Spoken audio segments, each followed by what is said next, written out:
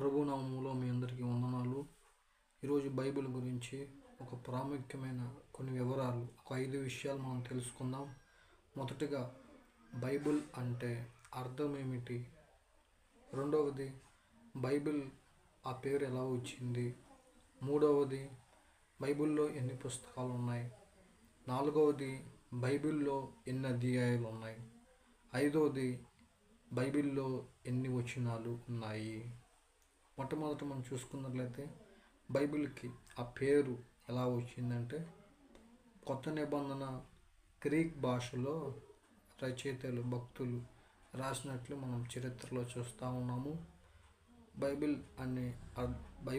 బైబిల్కి అర్థం ఏమిటంటే పుస్తకములు అని అర్థము.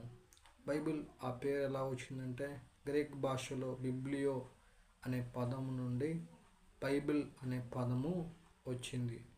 బైబిల్లో ఎన్ని పుస్తకాలు ఉంటాయి? బైబిల్లో 66 పుస్తకములు ఉంటాయి. బైబిల్లో ఎన్ని అధ్యాయాలు ఉంటాయి? బైబిల్లో 1189 అధ్యాయాలు ఉంటాయి. బైబిల్లో ఎన్ని వచనాలు ఉంటాయి? బైబిల్లో 31,102 వచనాలు ఉంటాయి. ఈ 5 ప్రాముఖ్యమైన విషయాలు బైబిల్ గ్రంథంలో నుండి ఈరోజు మనం నేర్చుకుందాం. అందరికీ వందనాలు.